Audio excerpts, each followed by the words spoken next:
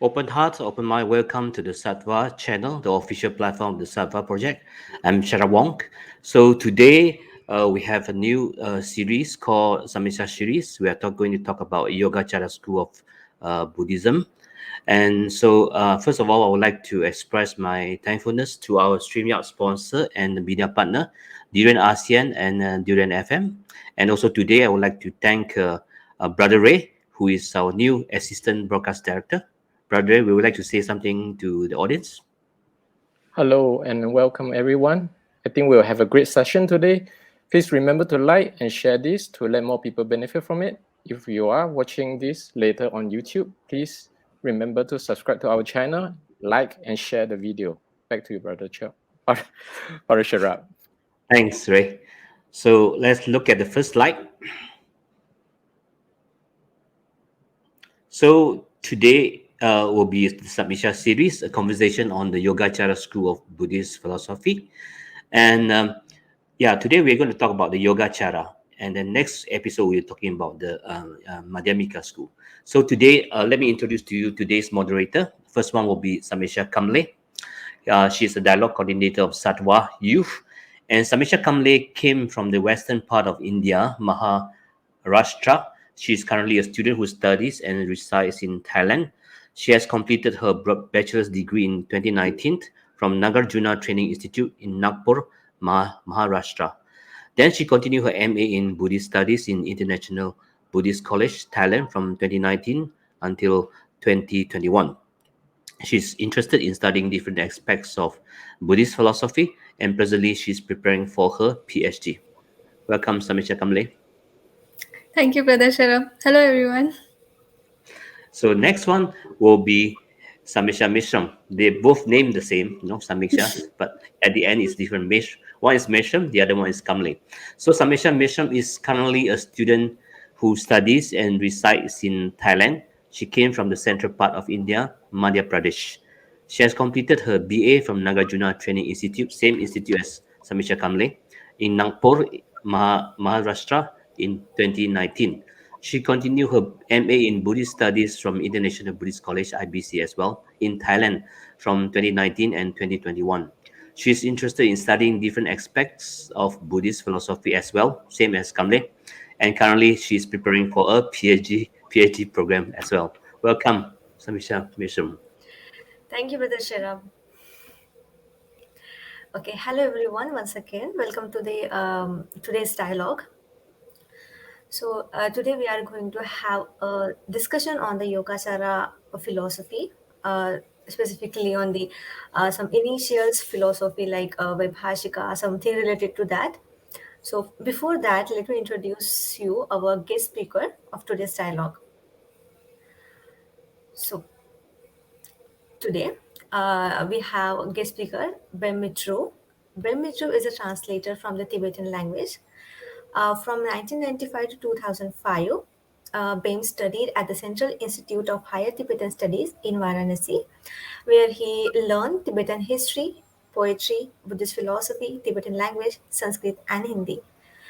He also has received the degree of Acharya, Master of Buddhist Philosophy, and currently he works as a translator for the Buddhist teachers who come to Russia to teach. Welcome, Brother Bem. Welcome, Brother Bem. Yeah. Okay, so let's start with our question. Can we have the first slide, please?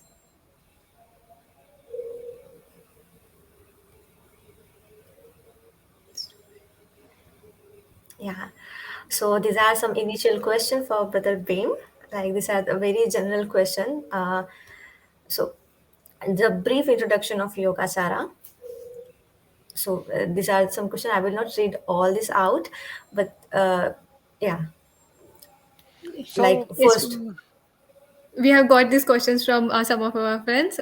So friends, yeah. it just include all the aspects of Yogacara in brief. So it could be a very good introduction to start this session. So we'd like Brother Bem to answer few of this. Yeah. Yeah, So please. I will try to answer some of the questions because some of the questions are so good and so difficult, so hard to answer. So I didn't have ability and knowledge to answer those questions. But I will try to do my best to answer at least some of them. And the first question is, what is the uniqueness of Yogacara school? And talking about this, we need to understand that Yogacara school is probably the uniqueness or unique feature of the Yogacara school is that it takes everything to be mind. In this philosophical school of Buddhist thought, the mind itself and the subject and the object that is perceived by the mind itself both are consciousness, both are mind.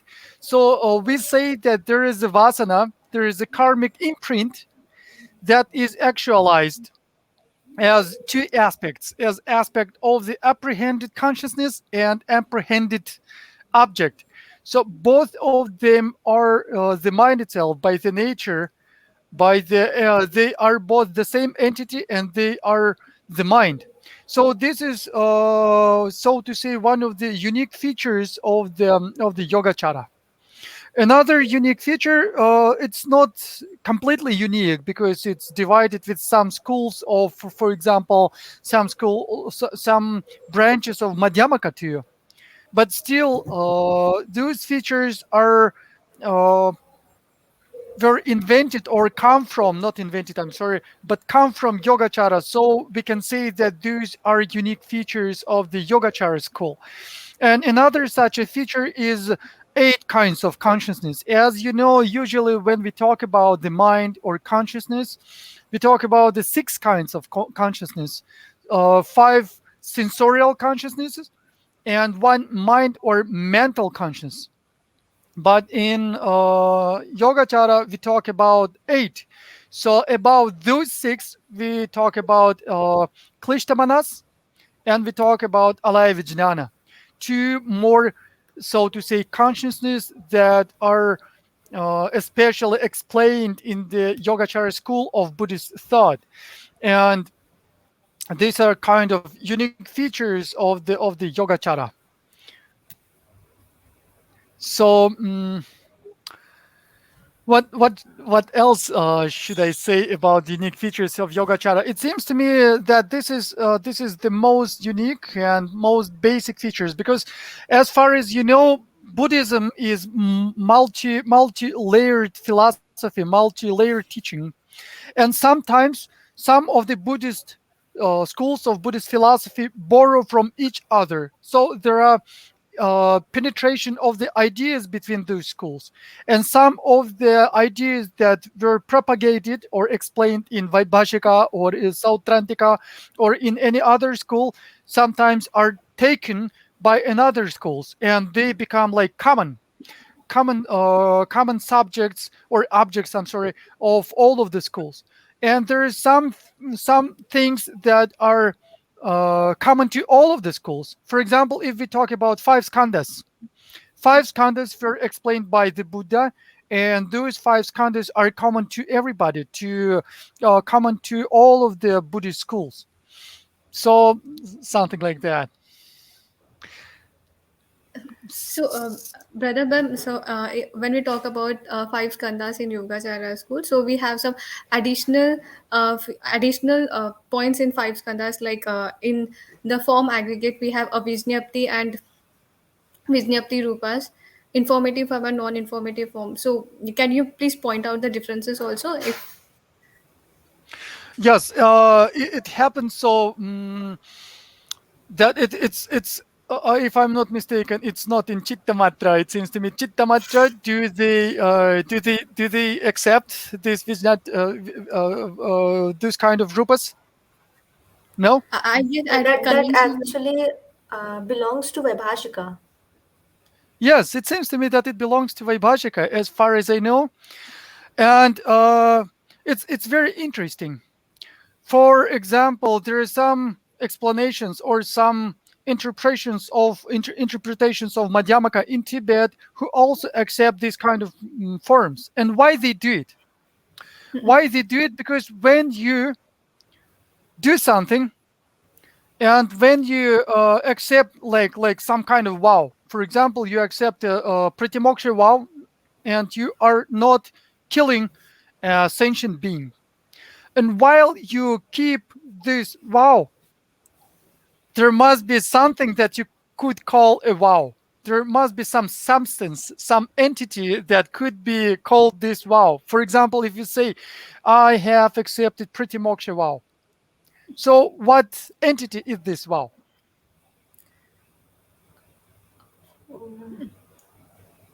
Bodily or Is it existent? So if you accept a vow, if you say, for example, I will stop killing sentient beings, is it existing thing?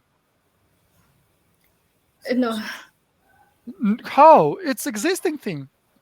it's a bodily Yeah, but action. This if you take some vow, it must exist, yeah? Otherwise, if it doesn't exist, you will not be able to take it. yeah, existing, but If it From exists, yeah, from please. Vaibhashika point of view, yes, for them there are existing object. Yes, okay. So when we talk about existing object, is it matter? Is it mind? What is this? If it is external, then they they should be made up of atoms. So it should be some kind of form, yeah? Yeah, some kind of form. That's why they say that this is not informative form. And what does it mean?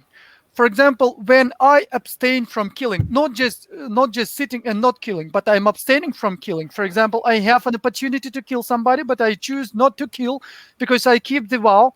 At that moment, my body has some form. And this kind of form in this particular moment is what they call this a non-informative form. For example, in other schools, in other interpretation, when we talk about vows, people say that vow is some kind of consciousness, because it's kind of decision. We decide not to do something, and this is the vow. You see, there are different explanations, different interpretations of the vow. But in Vaibhashika and in some kinds of interpretation of Madhyamaka in Tibet, they say that this vow is not informative form.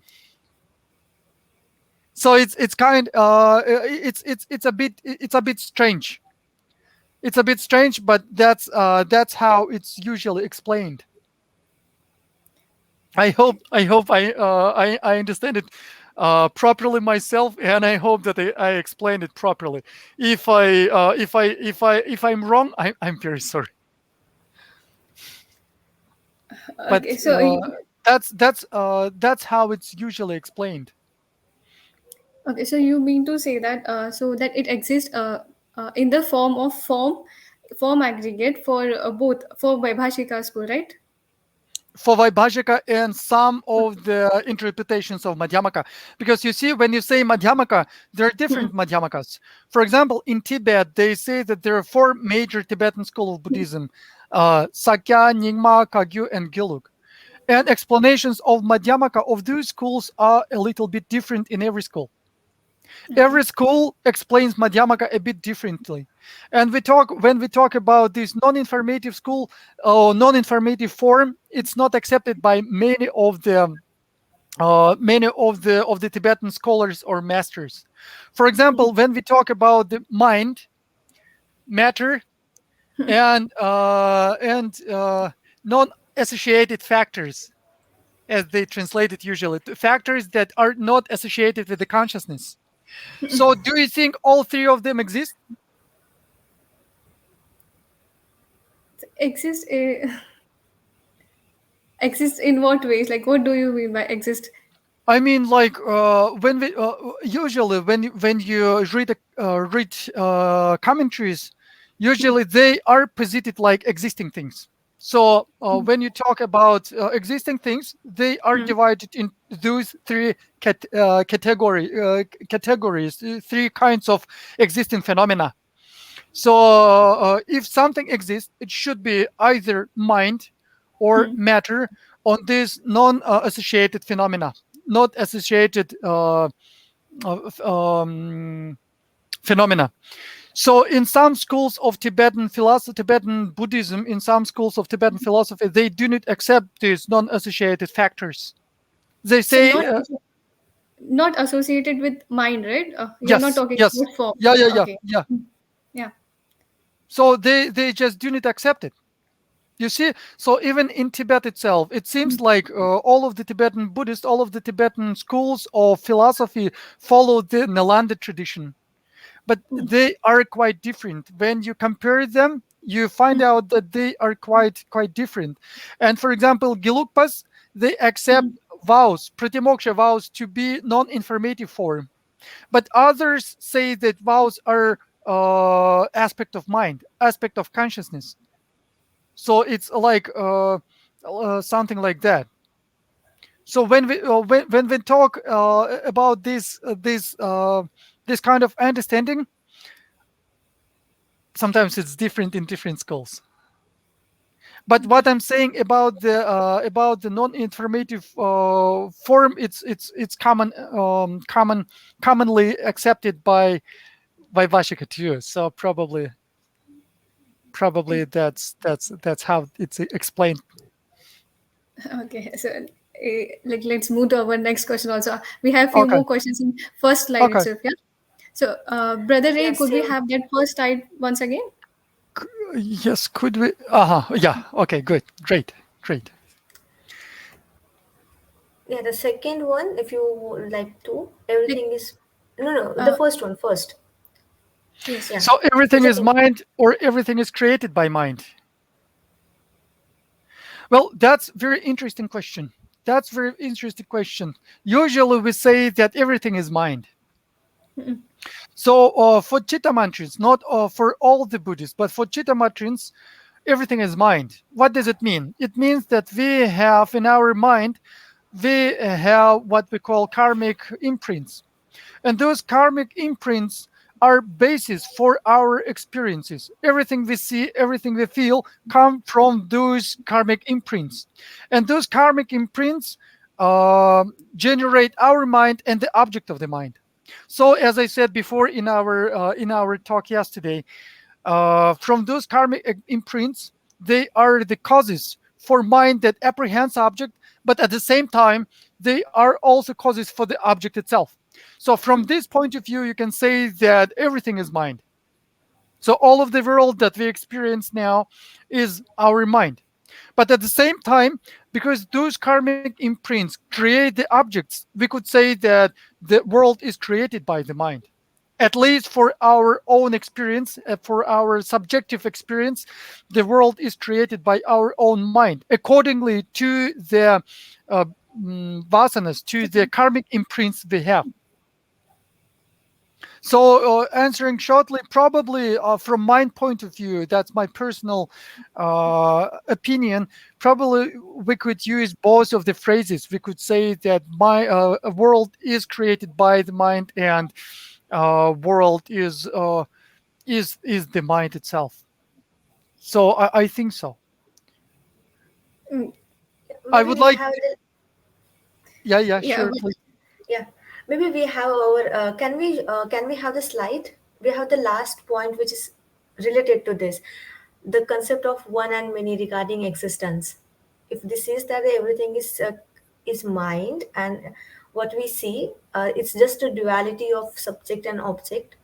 Yes. Then what about this the notion of one and many regarding existence? How then Yogacara school understand this? I think this is probably connected with that.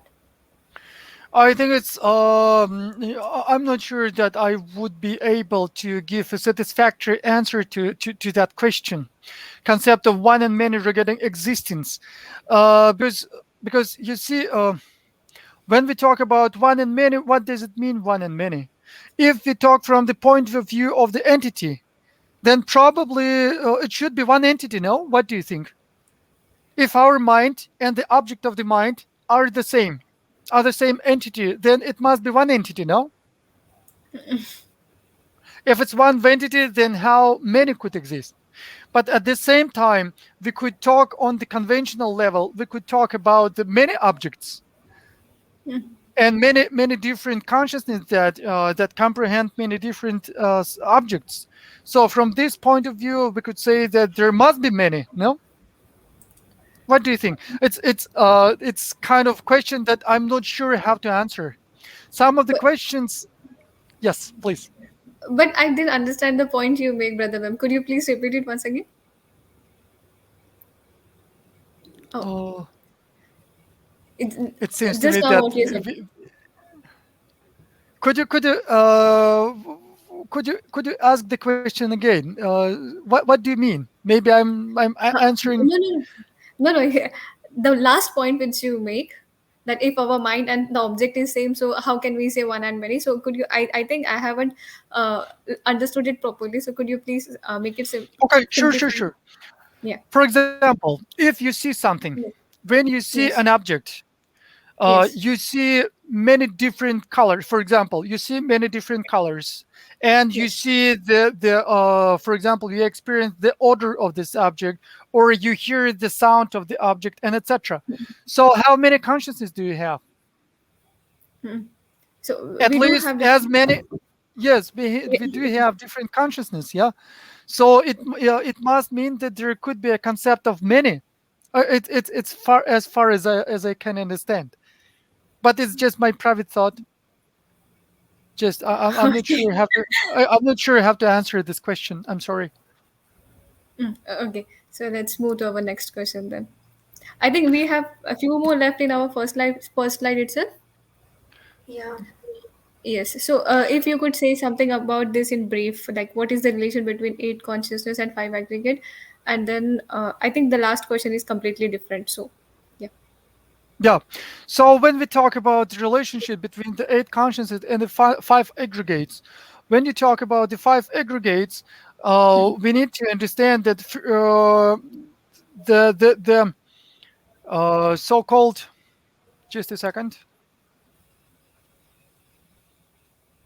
We need to understand that out of five aggregates, at least three aggregates are consciousness itself.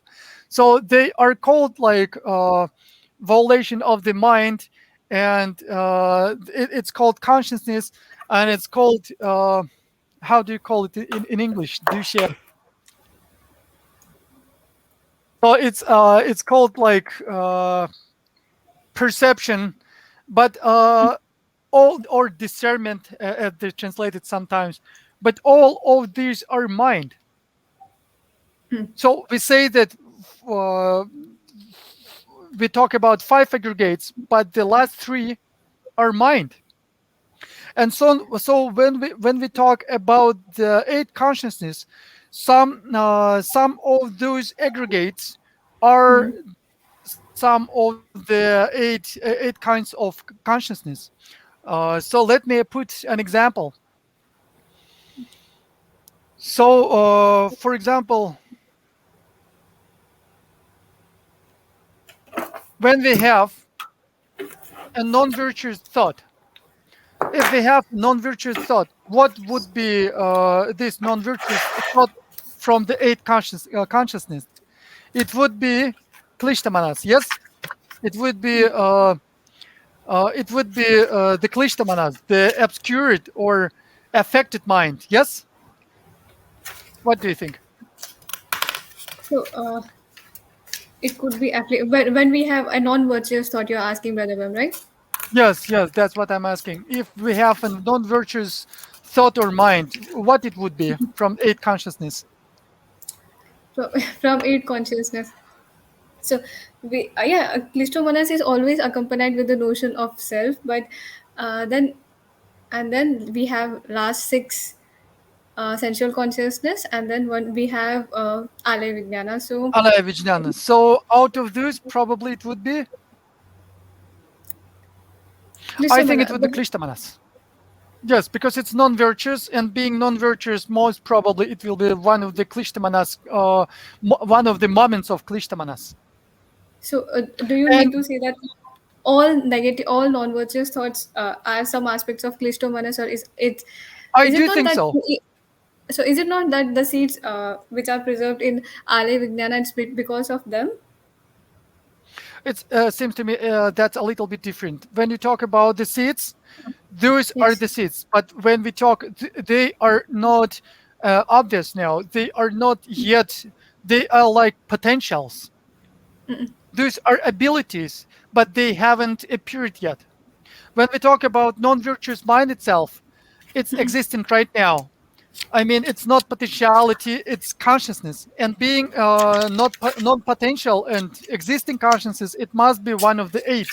And being one of the eight, most probably it's Klishta. But maybe I'm mistaken. That's my personal opinion. And if it's Klishta, if it's non-virtuous mind, what it would be out of the five skandhas, one out of five aggregates. So if we try to classify this non-virtuous mind, what it would be out of those five aggregates? It would, like, if we classify even the five aggregates into two of nama and rupa, so it would come under the aspect of nama, right? Yes, Because then yes, with sure. It would consciousness be a what? we yeah, with consciousness we always have that three other Yes, three. yes, yes. And if, for example, if I have this intention to kill somebody, this intention to kill somebody must be one of the three skandhas, one of the three aggregates. And this is probably being my aspiration or my violation.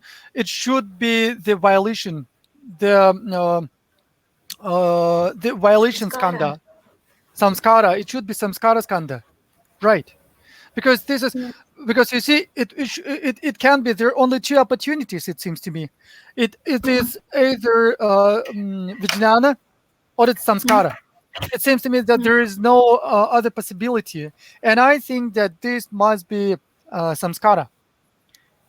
So you see, there are some quite difficult question actually, but it seems to me, yeah, it seems to me that it's necessary to try to understand what parts of eight consciousness, which parts of the five skandhas. But this need to be taken in detail. It's not that easy for me. I'm sorry. Yeah. But thinking logically, it seems to me that the answer should be something like that. Some of the eight consciousness should go not only to the consciousness skandha, not only to this consciousness aggregate. At least some of the eight consciousness should go to the samskara. And when we talk about sensorial consciousness, it seems to me to be quite easy. All of the So sensorial consciousness, some of the eight consciousness, brother Bem, you said, if I've not I've not misheard it. Did yes, you said some yes, of the eight consciousness? yes, some of the eight consciousness go directly to the consciousness aggregate. For example, when we talk about sensorial consciousness, what do you think? Am I right? Am I wrong? I I don't know, brother Bem. What I thought was, for Yogacara school, like for generally for other schools, they have six kind of consciousness, which Yes. comes under the category of consciousness. Like this is a list which comes under the category of consciousness. Then for Is it? Yogacara, they have eight. Yes, Please finish your thought. yes, and then for in the section of five aggregates, when not in the section of five aggregates actually, but when Yogacara school speaks about consciousness, so they classify consciousness into eight types, right? Yes. Yes. Yeah. So yeah. So do you mean does it mean that all eight consciousness should go to the consciousness aggregate? Do you mean this?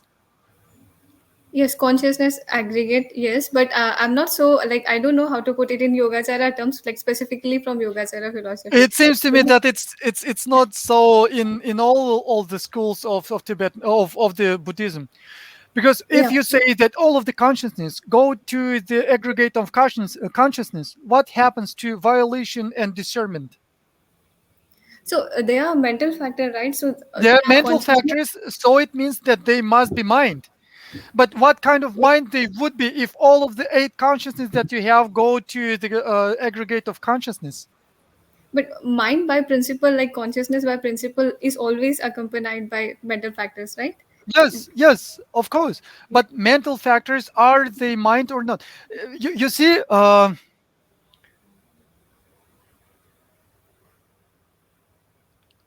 example, Yes. I hope that I didn't confuse you. I hope that our listeners still follow us, and it's Yes. not too boring. It's not too boring. But let's finish with this. Let's try to make it clear. For example, if I say, because I'm maybe mistaken, but that's what I think. When you talk about the anger, anger is one of the mental factors. Yes, Yes. Yeah. but is it one of the eight consciousness? One of the eight consciousness. It is one Brother, of the but mental factor. mental factors. Yeah. One of the mental factors, but is it one of the eight consciousness, or it's when you talk about the consciousness, you mean only the main consciousness? But Only which like consciousness? brother, uh, uh, we have the list of secondary affliction and the Yeah, yeah, primary. yeah, So maybe yeah, yeah, this yeah. comes under secondary affliction, and this is the part of Yes, yes, Manovidnana. yes. But in the in the case of the chitta matra, if you say, for example, anger, in the case of chitta Yes. matra, to which consciousness should it belong? Where should it go? Which to Manovidnana? Like a Do you think? secondary Okay, affliction, not the okay. primary.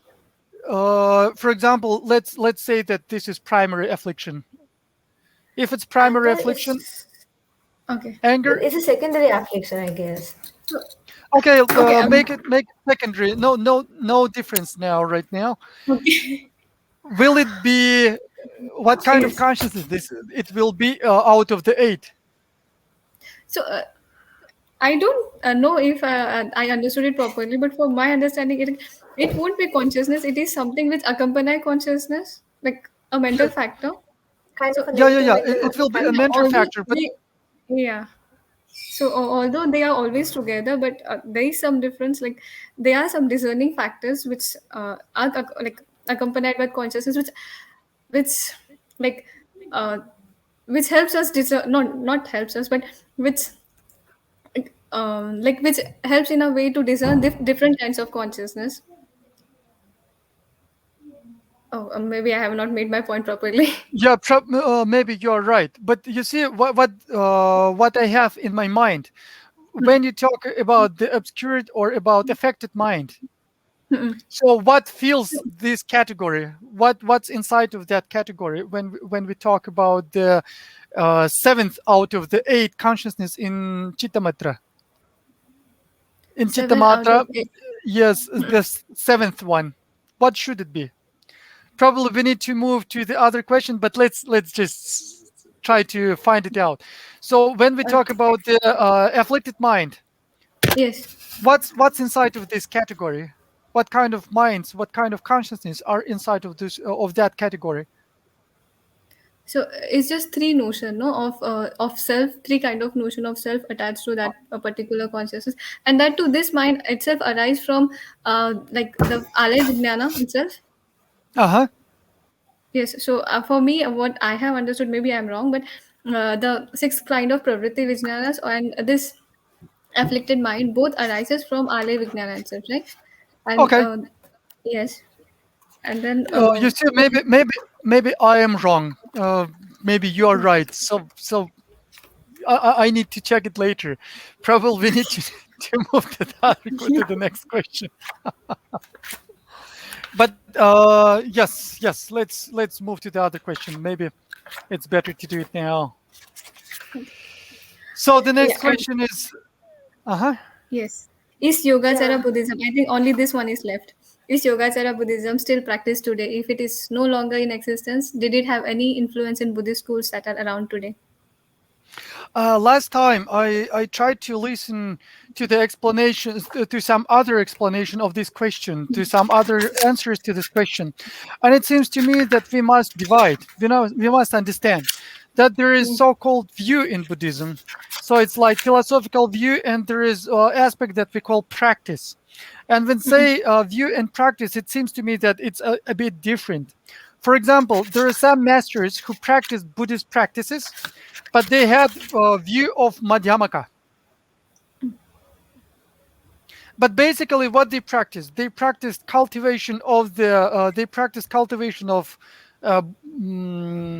conscious of love and compassion and bodhicitta. So what does it mean? I mean that if you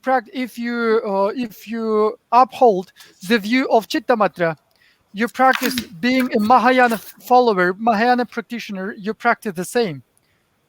And talking about meditation, you also practice the same. You practice vipassana, you practice shamatha, and if you do tantric practice, you practice your deity practice and do meditations and mantra recitation and etc. And there were cases in Tibet. When, for example, a teacher belonged to the school of Madhyamaka, but whose teacher was Chittamatra. But you see, he received teachings from that teacher and accomplished those teachings, practiced those teachings.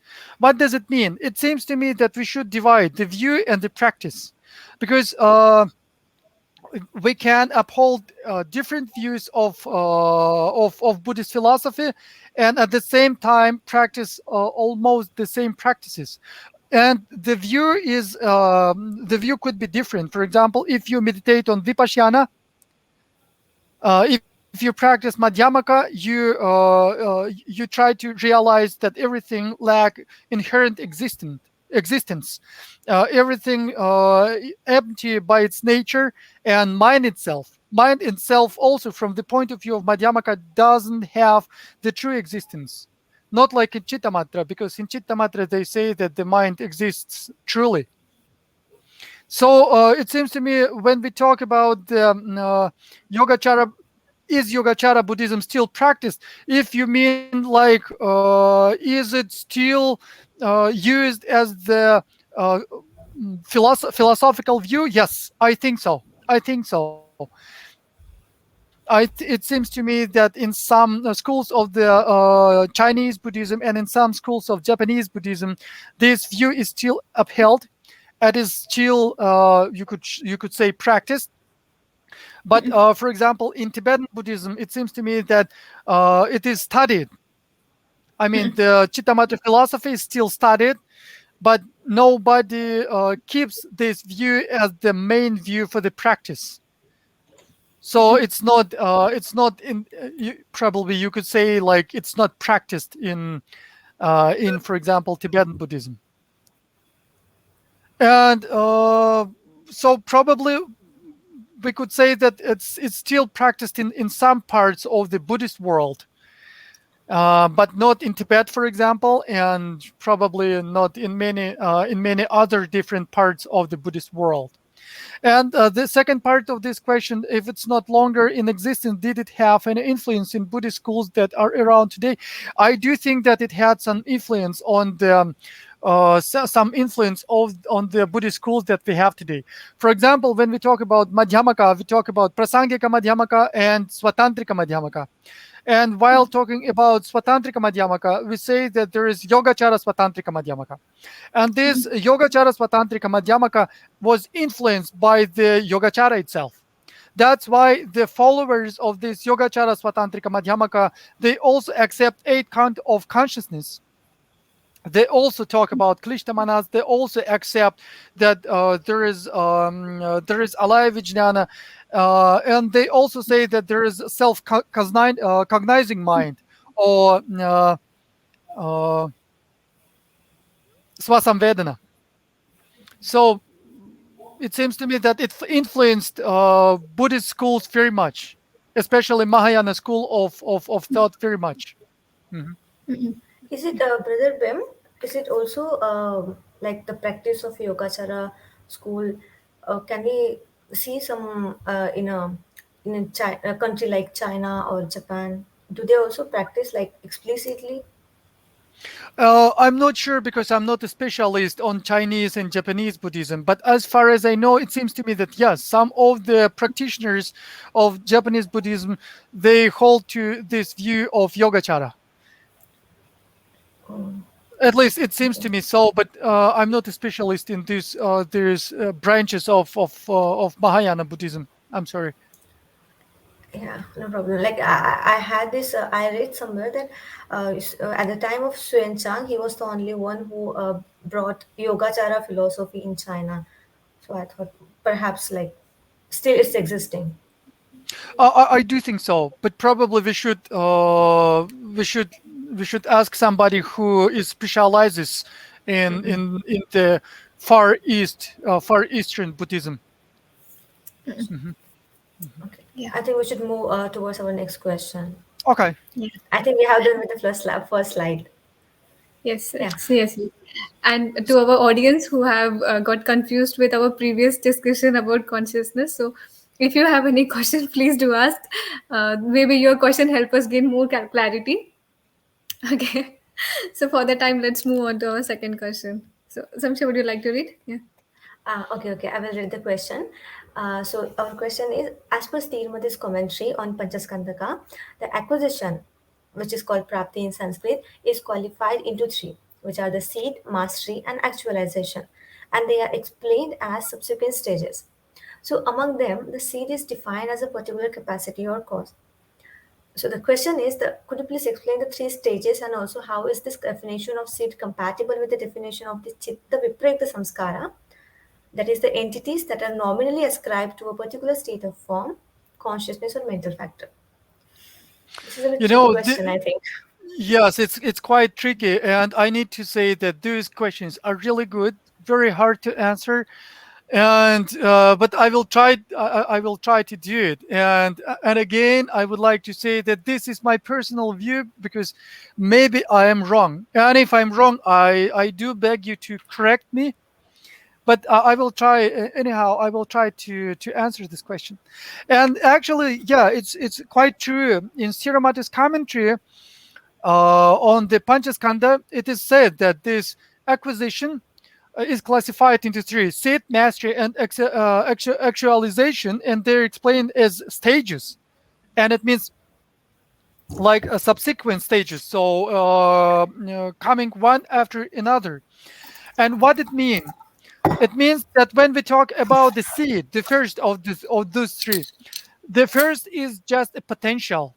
As it is said in your question, it is the first is capacity or cause, or you could say it's a potential of some kind of result. So this is the first stage. When we have something, when we have this property or acquisition or obtainment, when we have this acquisition, it goes through the stages, and the first stage is a stage of the potential. So when we do not have something, some subject, but I'm sorry, some object, but still we have this potential or capacity or a cause. So second is mastery. And when we talk about mastery, this is the what they say, fruition, complete fruition, or complete maturing. It's, if I'm not mistaken, in Sanskrit, it's called vipaka. So this is the Maturation. state. Yes, maturation, you could translate it. So from potential, it comes to the second stage. First, it was just potential, just the capacity. But next stage is the maturation itself. So it means the second stage. It goes from the potential or cause or capacity to the maturation of fruition, or whatever you call it. And so when you talk in the other terms, the first, the seed, is the seed of alaya vijnana. So this is the seed in the alaya vijnana, and the second is the aspect of maturation. And we talk about the third one. It means what is produced or what appears of that maturation. So you see, it goes like three stages: from the potential to maturation, and from maturation to actual entity that appears from that maturation. So at least that's what I found in one of the commentaries. One of the commentaries on property, on acquisition. Is it Uh, about Prapti, Brother Bem? Like it was very specific about Prapti. Because Yeah, like it seems to me, seems to me to be so. But maybe I'm mistaken. I'm not sure. I'm so not sure of myself. I'm very sorry. yeah, because when But we say prapti, it's yeah, yeah. Okay. Because yeah, you were saying something, Samiksha. no, no, I was just asking about the commentary. Just Brother Bim has mentioned. Okay. Oh, this is commentary of some of the Sakya masters, Sakya school of Tibetan Buddhism. Some commentary on Abhidharma, on some of the aspects of Abhidharma. Probably, Yeah, but if you need, probably I could allocate the name of the commentary, the author, and translate this part. Translate this part. yeah, this Because is a kind of a technical question, so we should like take a support of the text. Yeah, yeah. And maybe my answer is completely wrong. Maybe I misunderstood the question itself, and maybe I'm giving the wrong answer. I'm sorry if it's the case. But it would it be like the definitions of seed maturation and the last one which you were talking about was like something about the seeds in Alay Vijnana, but here what we are talking about is specifically Prapti, which is like Chitta, like that those mental factors which doesn't work with like we have it in the category of Chitta Viprayukta Samskara. So Hmm. among them, these are the like nominally existing entities. So Nominally, Prapti. yes, Yes, yes. So this seed maturation at the last stage was about the stages of prapti and like yes, yes, if yes, I'm yes, not, yes. Just a it's second. not about. Are we talking about in the context of Chittamatra? We are talking about Chitta Matra, but we are in Oh, Chitta Matra. We are talking about prapti and then prapti. In we are talking about the stages of prapti, which is yes, this. yes, yes. That's what I thought. Yeah, but maybe my answer is wrong. I'm not sure anymore. Now that you ask me, I'm not sure anymore. No worries. Uh, Okay. okay, there is a personal question, not personal, but somebody is asking you that I would like to know a little bit more about where did Mr. Bem was trained in logic and any experience or application of it he would like to share for students and practitioners. Thanks. Okay, let's take this question at the very last if At the we have. last, yeah. Okay, okay, Just keep this question for the last. Okay, okay. and then our Let's next move thing, toward a next question. third question, Brother Ray. Yeah, Yeah, it's about Samiksha, please go space. for it. In what way space is understood to be a real entity in the Vaibhashika system? How do they differentiate between the space and the space element? Yes, yes, Oh, brother. that's what we discussed just a few moments ago when we talk about space and the space element. I didn't find the answer for this question because usually when we talk about the space, it means just lack or absence of abstraction and touch. That's what we were talking. And when you talk about the space element, I'm not sure is it different because in the scriptures they say that there is this general or worldly view on the space that we call sky. When you look up to the sky and see the blue, something blue, and this is the sky where we see the clouds and etc. And this is what in Tibetan they call Genginamka. So space like adornment or adornment space, and it's impermanent. And when you talk So, about the space, I'm sorry. yeah, so Brother Bim, like here, space, you are saying space in terms of sky, Yeah, the Akash. second one. The second, yes, the second one. The second one. So, oh, it seems to me, just a second. So, when we talk about the space, we can talk about the space like it's like the dharmic word, dharmic term that is used in the scriptures, and this space is just lack or absence of the abstraction and touch. So this is what we usually mean by the space.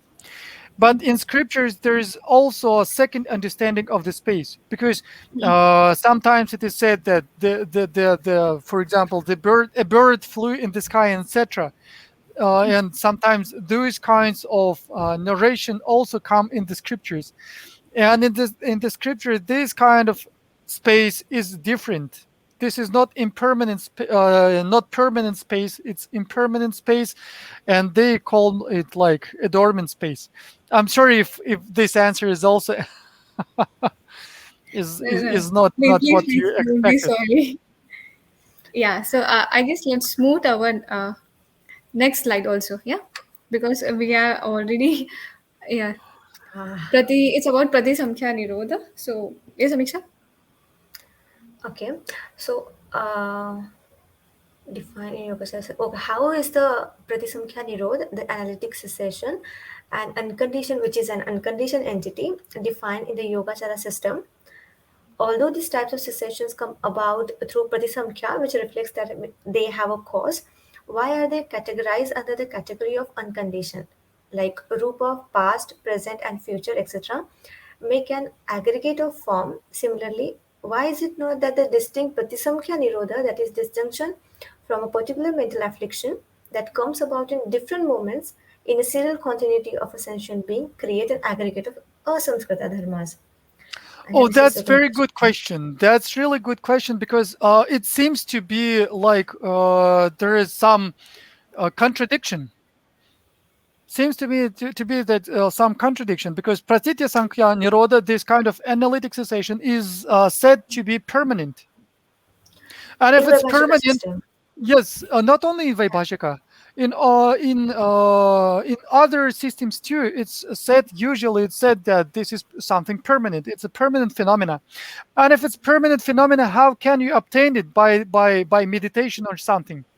For example, when we talk about this analytical cessation, it is achieved by, for example, meditating on emptiness or meditating on the antidotes. So how it's possible to obtain something that is permanent relying on the impermanent causes? It's very contradictory, and it's very good question. Thank you very much. And usually it is said that phenomena that lacks the nature to disintegrate is asserted to be permanent. So it means that if a phenomena doesn't have this nature to disintegrate, it is called permanent. And this is unlike the non-Buddhist and Vaibhashika assertion. Therefore, although a clay pot state of having ceased did not exist earlier before the pot has been destroyed, it does exist later, and so must be posited as permanent. In other words, a permanent phenomena does not necessarily exist at all times. And take, for example, analytical cessation, which is a state of having abandoned that which is to be abandoned on the path of vision. So we talk about the five paths, and on the third path, on the path of vision, you obtain what's called analytical cessation. And this is analytical cessation is a state of having abandoned what must be abandoned on that path of vision.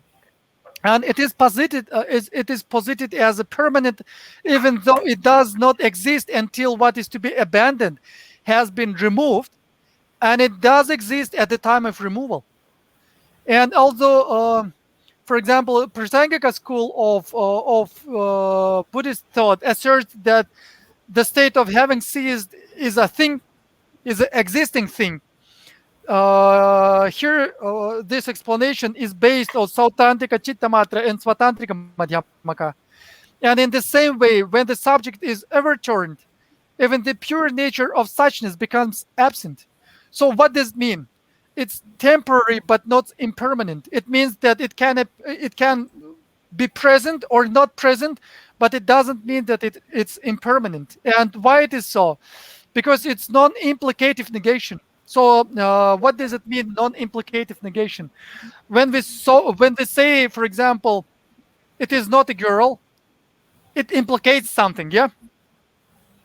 When I say it's not a girl, it implicates that it's something that's not a girl. For example, a boy.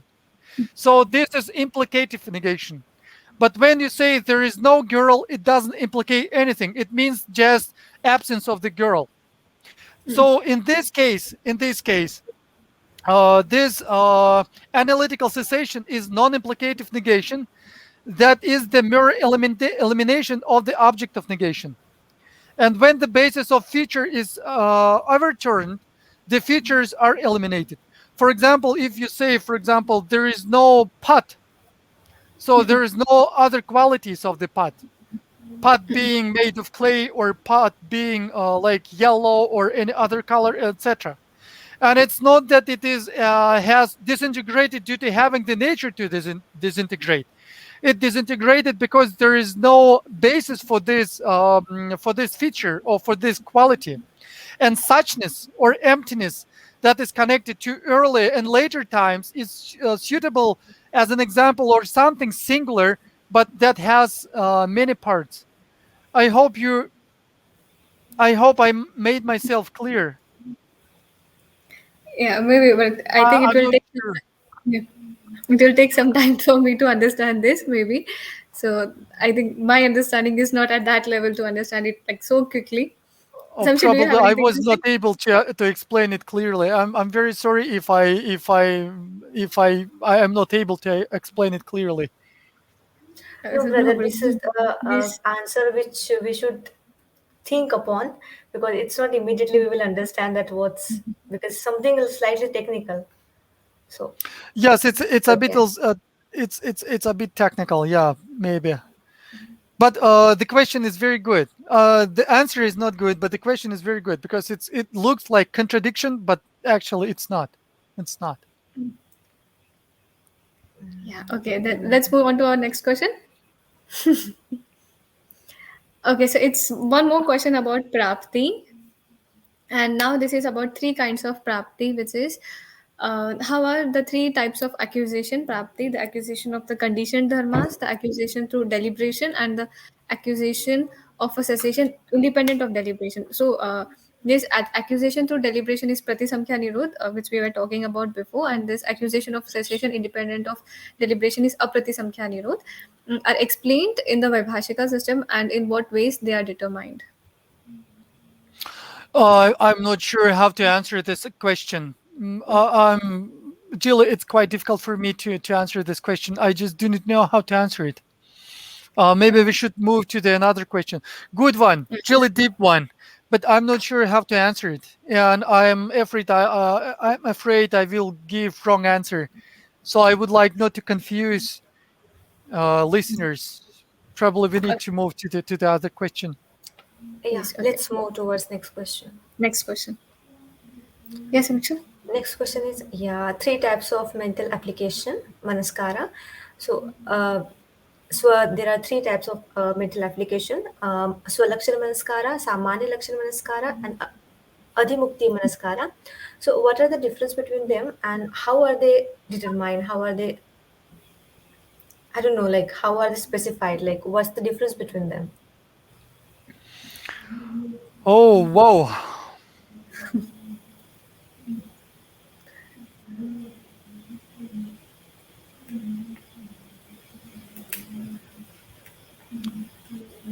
Well, seems to me that I am not able to answer this question either.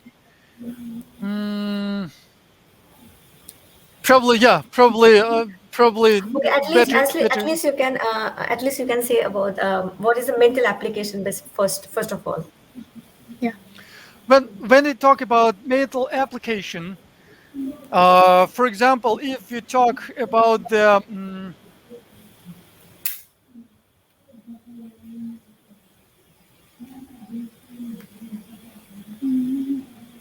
I'm not sure how to answer in this context. Maybe we should move to the other question. I'm very sorry. Probably it's better if we move on. Yeah, it's okay, brother. Ma'am. Because Don't no, no. I'm very worried that I give wrong answers to these questions, and I would like not to give wrong answers, not to mislead people with my wrong answers. I'm very sorry. Mhm. Okay, so our next question is about Nikaya Sabhagata. So, how do Vaibhashikas explain Nikaya Sabhagata, group homogeneity, to be a dharma which has real existence and which act as a cause of similarity and similar inclination among the various species of sentient beings, in contrast to its explanation as given from a Yogacara standpoint in the Panchaskandaka? So when you talk about, just a second.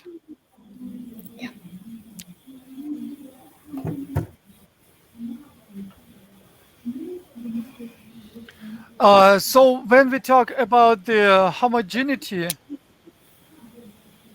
Vaibhashika,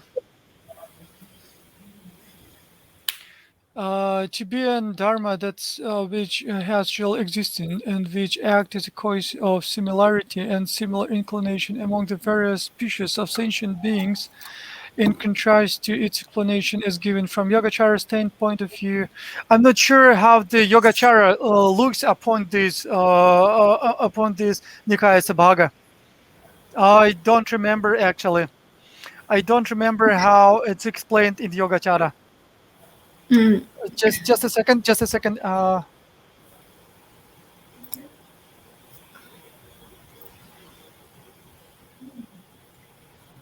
Can we display the question on the screen, please, brother?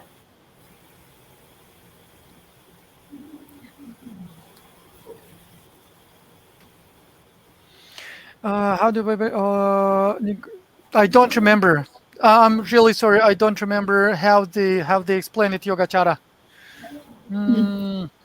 I need to consult the commentaries in order to answer this question. Just How don't about remember. Vaibhashika standpoint, brother, on this particular Nikaya Sabhagata? So when we talk about this group homogeneity in Vaibhashika, if I'm not mistaken, Yes.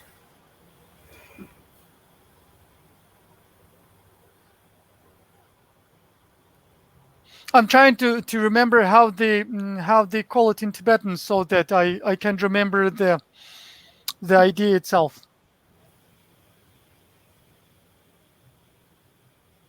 Probably this question is too hard for me. Let's move to the next one. Okay. I'm not able to answer this question. I'm sorry. No, it's okay. Yeah.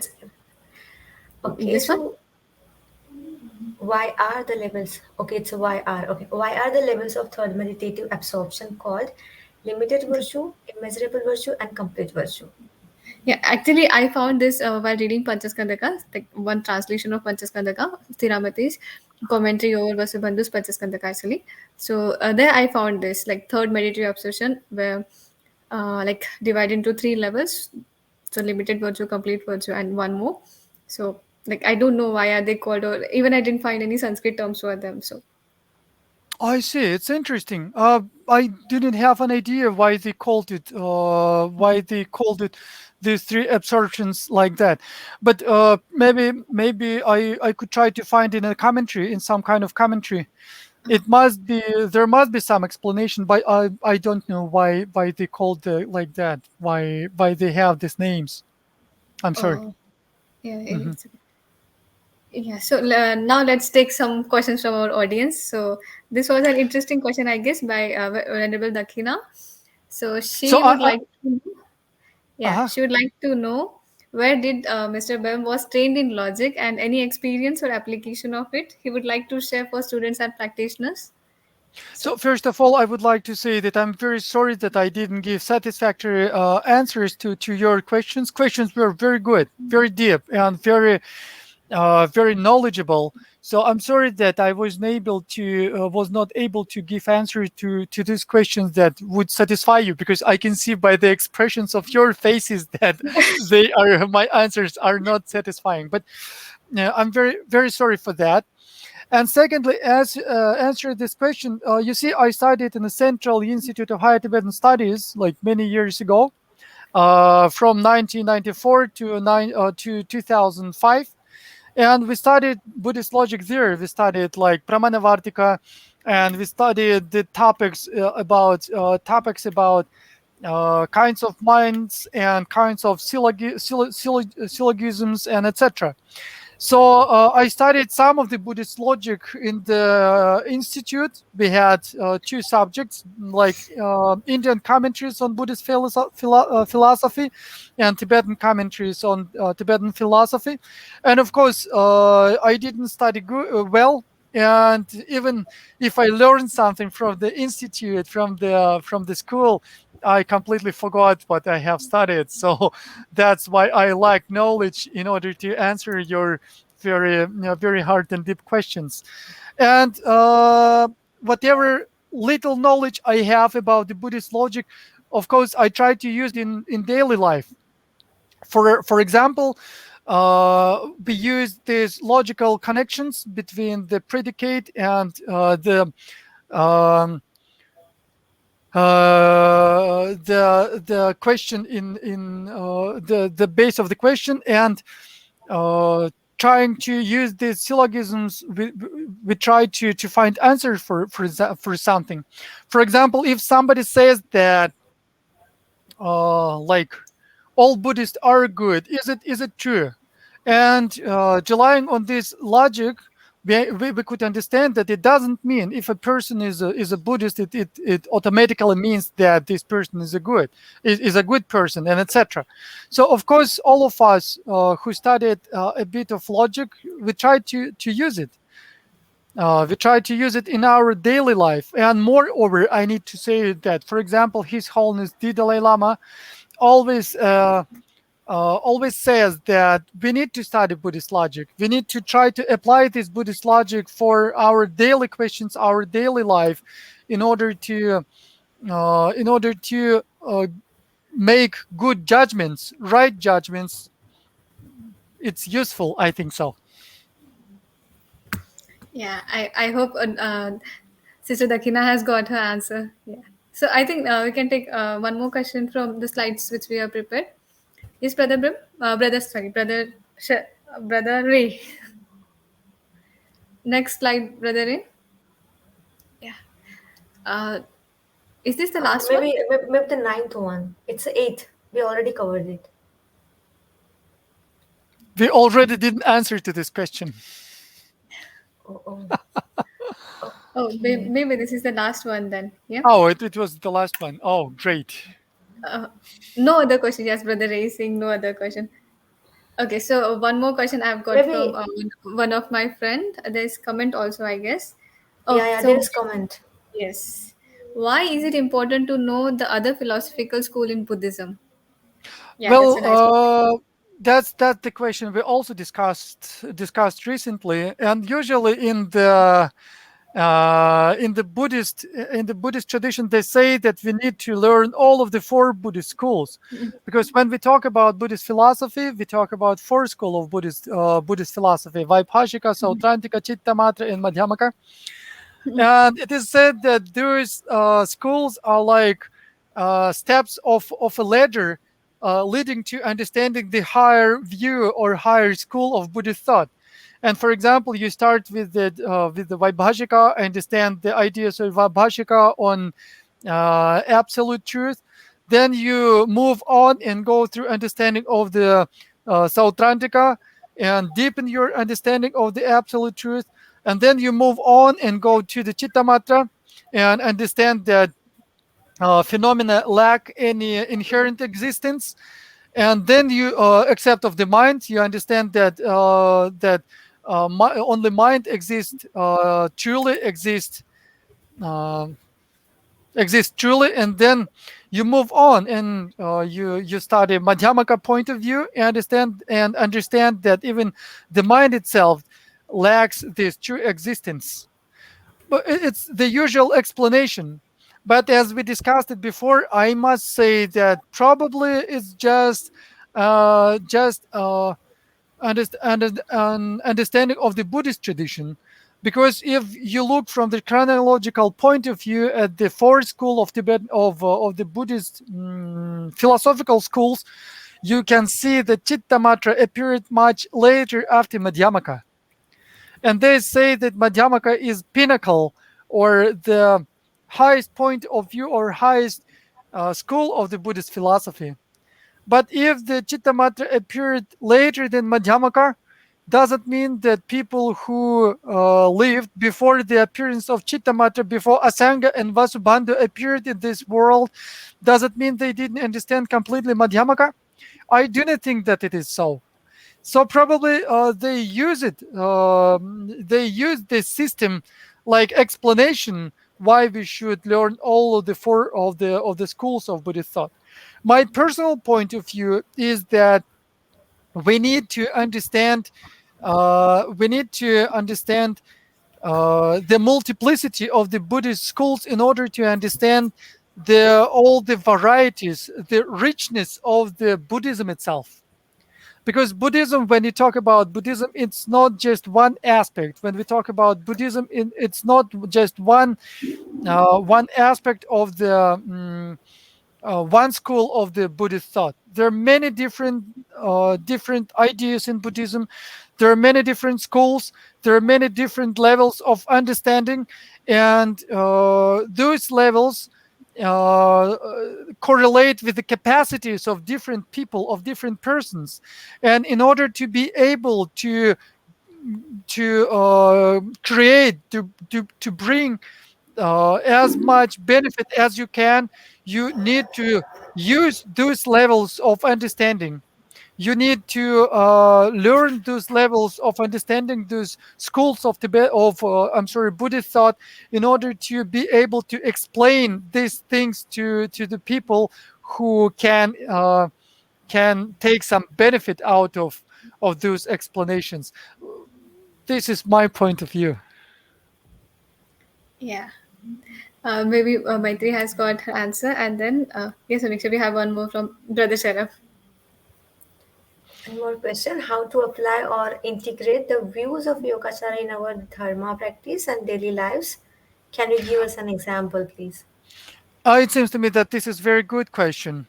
Because, for example, when we practice tantric teachings, it is said there that we should perceive everything as the projection of our own mind. We should see everybody as deities, and we should see the world as the pure land of a Buddha, and we should see our dwelling as a palace of the deity.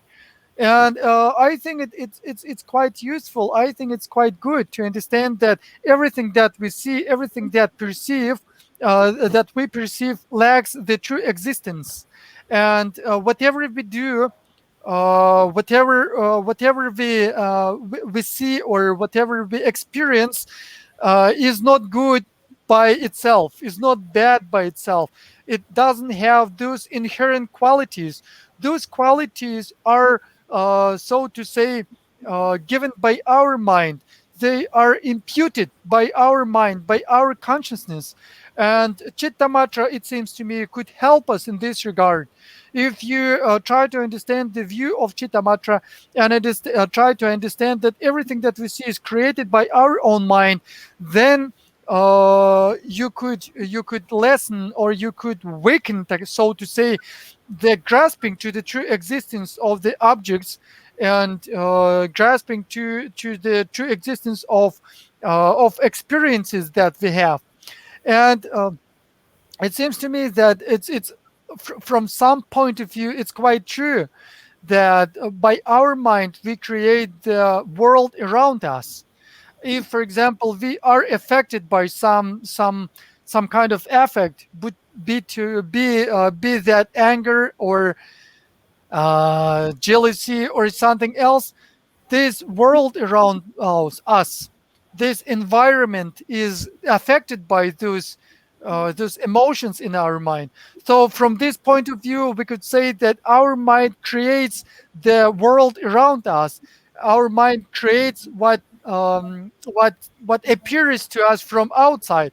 So that's why it's good to use this point of view in order to train our mind in the virtuous way of thinking, in the virtuous approach to the subjects, and to the objects, to the objects that we see, and to our own actions. I hope it was understandable. Yeah. Yes, brother, it is. It was.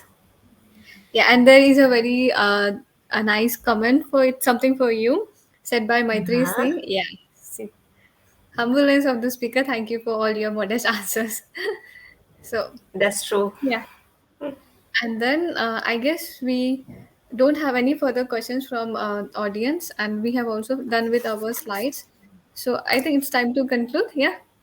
Yes. So before we And conclude, yeah, before that, we, we have some Mhm. upcoming events also. Yes. Okay. So on 20th November, we have Noble Tara series, Empowering Buddhist Women Here and Now, which will be moderate by Sister Anji. And our contributors will be Venerable Tenzin Dasel, Venerable Rongda, Sister Lo Pailyang, Sister Sonia Gomez, and Sister Smita Lahiri. Yeah, so please do join us on this series, Yeah, on this please. dialogue also. Yes, and then let's conclude this program by dedicating merits. So first, I would like to invite Samiksha for this English dedication prayer, and then I would also like to invite Brother Bem. So we will have Yeah, it. let's say.